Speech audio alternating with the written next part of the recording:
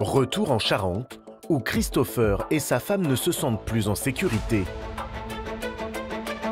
Quand il rentre chez lui, son premier réflexe... J'allume ma caméra à chaque moment où je rentre en fait chez moi, pour pouvoir prouver en cas d'une altercation. Donc j'ai une petite dashcam qui montre en fait toutes mes entrées et mes sorties. Voilà. Ouais, il y a la fille, ouais. Elle est pire que la mère, à croire. C'est eux qui rentrent chez nous. Ben non, elle me fait signe, mais non, moi je m'arrête pas en fait. Un peu, mais je m'arrête pas. On parle pas avec ces personnes-là. À chaque fois qu'il y a eu un dialogue, ça a toujours fini avec les gendarmes derrière. Toujours. Depuis 6 ans, ils gardent des preuves des moindres faits et gestes de leurs voisins. Ces images témoigneraient de leur calvaire quotidien. Ma femme revient de l'école. Ben, on rentre par le droit de passage qui nous est accordé. Va se pousser. On tombe face à madame la voisine, qui nous voit, qui nous regarde. Au lieu de s'enlever, voilà, il faut que ma femme s'arrête pour ensuite s'enlever. Pourquoi elle reste? Pourquoi elle regarde? Pourquoi elle reste? Pourquoi elle ne part pas? En fait, ça sert à quoi de rester? Des vidéos comme celle-ci, ils en ont accumulé plusieurs centaines. Ouais, mais avec son putain de barbecue, là. Ils filment ce qu'ils estiment être des abus. Et à moi ta merde, là. Elle est où? Tu peux pas l'enlever? Des obstacles qui les empêcheraient de passer en voiture. Je préviens simplement, je viens de déplacer vos photos. Ah, bah si vous pouvez nous écarter, nous donner la largeur réglementaire, ça nous irait bien, honnêtement. Ouais. Ouais, mais avec son putain de barbecue, là. Et la jardinière sur le côté, là aussi. C'est la teuf, là. Ça va nous faire chier. Ou encore des regards. Casse les couilles. Tu peux me regarder, ouais. Regarde-moi, regarde ailleurs ou je vais t'en mettre une. Non, mais parce que moi, je me suis pas gênée pour les regarder, hein. Moi. Pour eux, cette accumulation serait une provocation. Et voilà. Elle a fait ça toute la journée. De toute façon, elle en a rien à foutre. À un moment donné, c'est bon, moi, j'en ai marre. Voiture. Et puis elle se fait pas sur le côté, hein. Bah non, mais elle le fait exprès. De l'autre côté, chez les voisins. Allez mon titi, attention qu'il n'y ait pas de voiture qui passe. Dominique et sa fille Laurine ont elles aussi vu leur quotidien se transformer à la suite de ce conflit. Moi t'attaches, hop là mon bébé. Elles ne peuvent plus profiter pleinement de leur propriété. C'est bon, tu peux la lâcher maintenant. Avec 2440 mètres carrés de terrain, ça fait râler quand même de ne pas pouvoir en profiter correctement. La promenade quotidienne de leurs animaux se fait désormais sous haute sécurité. Le fait que le passage soit ouvert, si nos animaux ne peuvent pas rester au milieu, si une voiture arrive comme c'est courant à tout moment, etc. Et à grande vitesse aussi, bien souvent. Donc on n'a pas trop le choix, malheureusement. Dominique et sa fille vivent ici depuis 25 ans. Ce chemin que les voisins empruntent pour rentrer chez eux est sur leur propriété. Ils séparent la maison de leur jardin, mais c'est la première fois qu'ils causent autant de problèmes. On a entretenu de très bonnes relations avec nos anciens voisins. On n'a jamais eu, puis même avec les autres voisins, on n'a aucun souci relationnel. On ne comprend pas pourquoi ça a dégénéré comme ça et pourquoi ça ne se règle pas. Parce qu'il y a toujours des plaintes, parce qu'il y a toujours des appels aux gendarmes pour tout et pour rien. Et en fait, on ne sait pas ce qu'ils veulent et on ne sait pas le but de ça. Pour eux, c'est l'incompréhension. Surtout quand il s'agit des accusations de regard soi-disant provocateurs. À partir du moment où on entend un bruit quelconque, on tourne la tête. Et en fait, notre voisin était avec son quad et sa remorque en bas.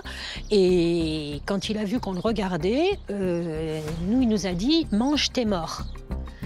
Donc ça a très choqué mon fils, ça m'a très choqué également. Et pourtant, on n'avait rien dit, si ce n'est tourner la tête pour regarder d'où venait le bruit. C'est ce qui conduit à cette insécurité qu'on a depuis maintenant plusieurs années et qui fait que s'aggraver en fait au fur et à mesure des années. C'est plus du tout... on n'est plus chez soi, c'est ça. Leurs caméras de surveillance leur permettent à eux aussi de conserver des preuves du comportement de leurs voisins. Là, tu me vois bien? Comme sur cette vidéo dans laquelle leur voisine Marie déplace le grillage pour passer avec sa voiture.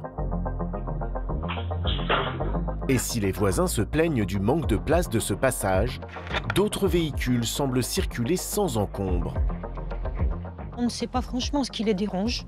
Comme on peut voir, tout est ouvert, le chemin est dégagé.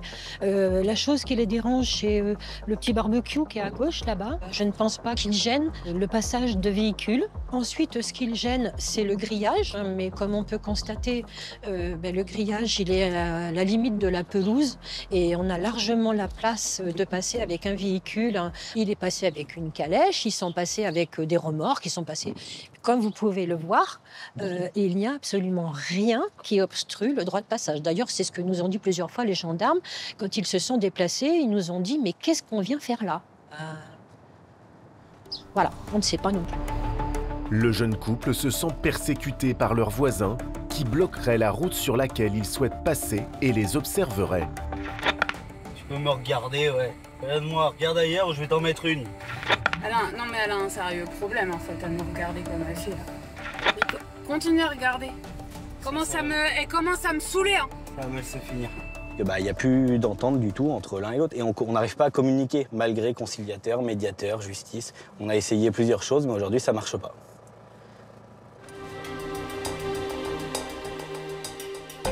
L'affaire est dans une impasse et perturbe la quiétude de ce village d'à peine 200 habitants, jusqu'à inquiéter Madame le maire, qui a dû intervenir à plusieurs reprises et se retrouve aujourd'hui prise à partie. C'est forcément très douloureux pour un maire d'être obligé de gérer de tels dossiers. Et avec des tentatives de conciliation qui se sont soldées par des échecs, elle redoute aujourd'hui que la situation s'envenime. Dans ces cas de figure-là, on n'est pas à l'abri d'un drame. Vous savez, quand on en a marre de quelque chose, on peut aller vers des drames humains. Ça n'existe pas qu'ailleurs. Oui. C'est une de mes graves préoccupations. Et je trouve que pour le bien du petit village, ce serait plutôt sympathique qu'on arrive à un terrain d'entente. Retour avec Dominique et son mari Jean-François, qui ne supporte plus ces altercations. C'est tellement dur. Je parle au téléphone, je tourne la tête et à un moment donné, il me fait coucou comme ça. J'ai trouvé ça bizarre.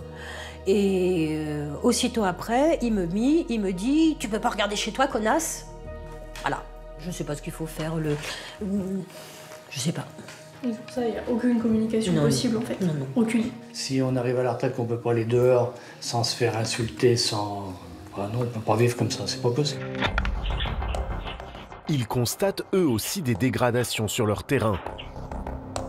Poteaux renversés, grillages détériorés et intimidation. Ah, tu me vois bien ? Dominique estime que leurs voisins réagissent de manière disproportionnée. La dernière fois, les gendarmes sont venus,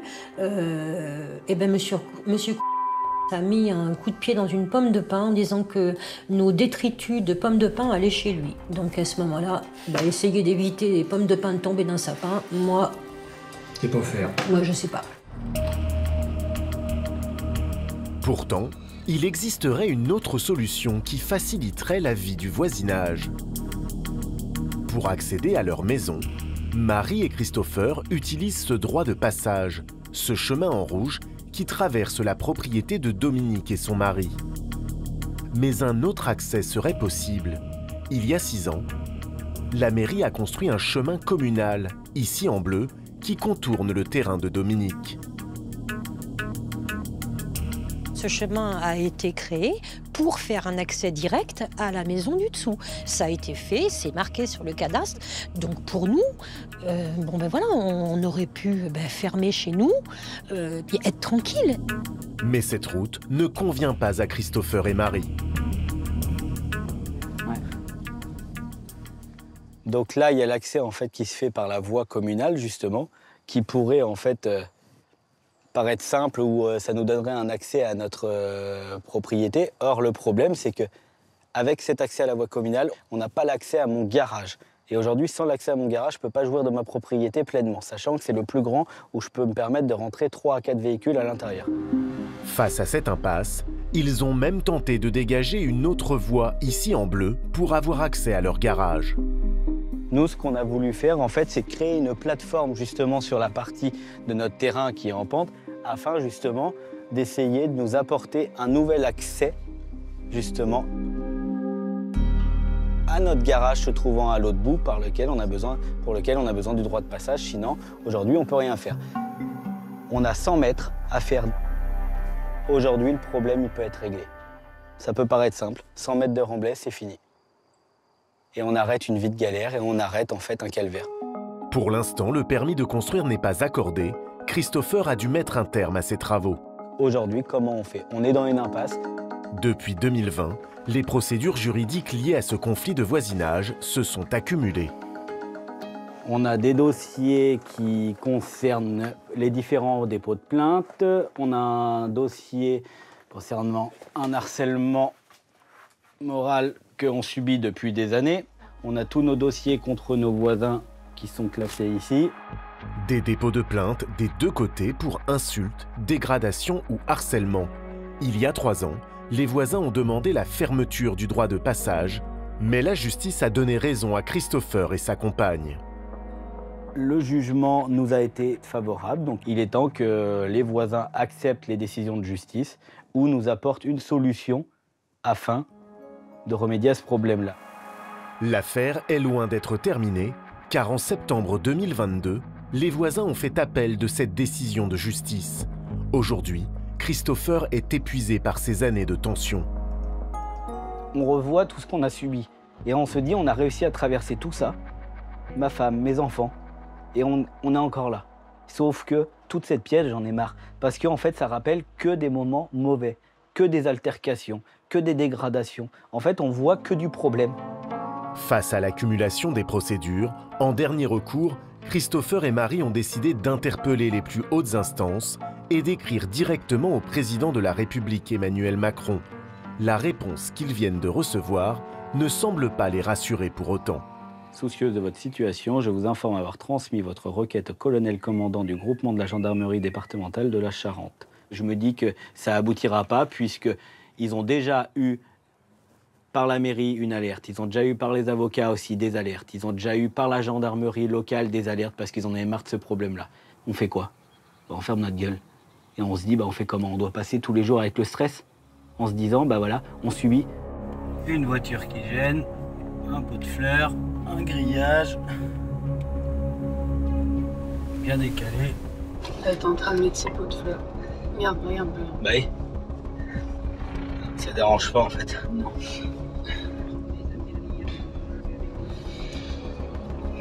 Oh, un tuyau de sortie. Oh, une piscine. Oh, un barbecue. Putain. La voiture. Et puis elle se mettrait pas sur le côté. Hein. Bah non, mais elle le fait exprès.